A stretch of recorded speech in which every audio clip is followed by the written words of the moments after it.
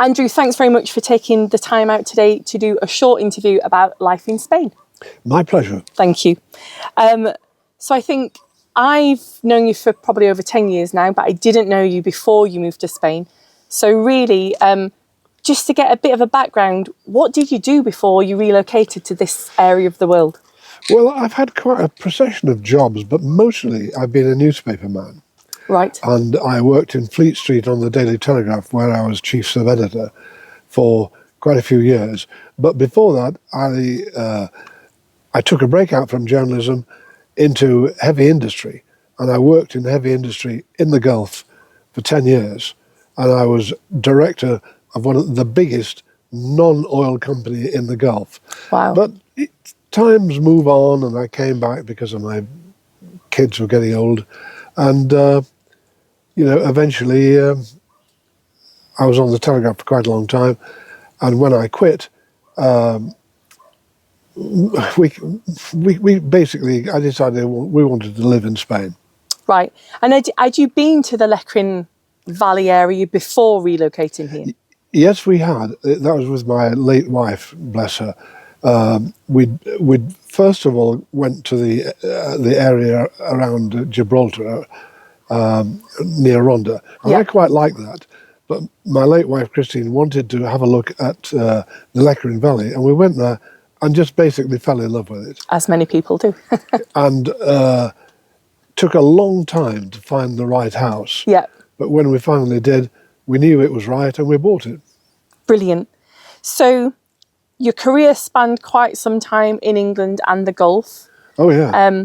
But I know that you did write a book. Yeah, my experiences in the book when I launched the first English language newspaper, it was called the Inshallah paper. Right. And it was a first edition sellout. Wow, amazing. And so you've done that book with regards to you being in the Gulf, your experiences in the Gulf and working there. Yeah.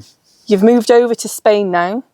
And a little bird told me, well, you actually told me, in a few months you've got book 2 coming out. I have. It's a totally different book. Right. It's fiction, and it draws on the time that I spent growing up in the north of England. I'm a North countryman. I'm very proud of it. Mm-hmm. And it's called The North is Another Country. Right. And it definitely is. I'm also from the north of England. It's definitely an experience living in the north.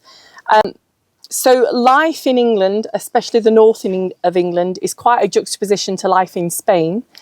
You wanted a house here in Spain in the Lecrin Valley.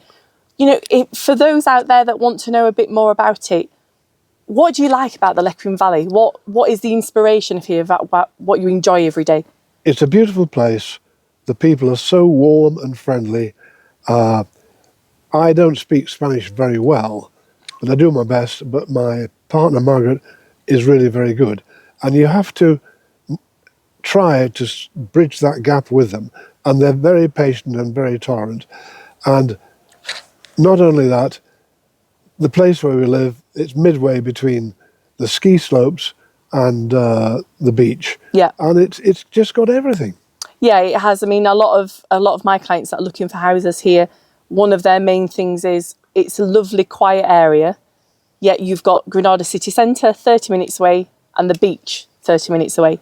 Do you spend a lot of time going out to different areas in Granada or the beach, or do you like the hub area of the Lecrin Valley? We like the hub area of the Lecrin Valley. We always have done. There are lots of places to go. There are lots of good bars. There's a very good restaurant which has just opened up called Elysium, which is equal to anything, anywhere in Europe. And though we do like to go to Granada, we used to travel quite a lot, but because we have 2 dogs, it does restrict us. A little, yes. But, we just enjoy living here, and I have no desire to go back to England. So, Andrew, I'm really grateful for your time today. I know you're a busy guy and you're off to an appointment soon. Your book just come out in 3 months.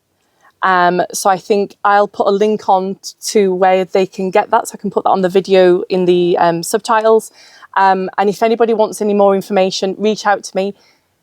Andrew, you're a fantastic guy. We've had some really in-depth conversations and good jokes these past few years. And I'm really grateful that you've took this time out to have a chat with me. Always a pleasure to talk to you, Angela. Thank you very much. So I'll say bye for now, and I will put the link up to the book when it's available. And if you want to know more about Andrew's past, give me a shout and I can put him in touch with you. Bye for now.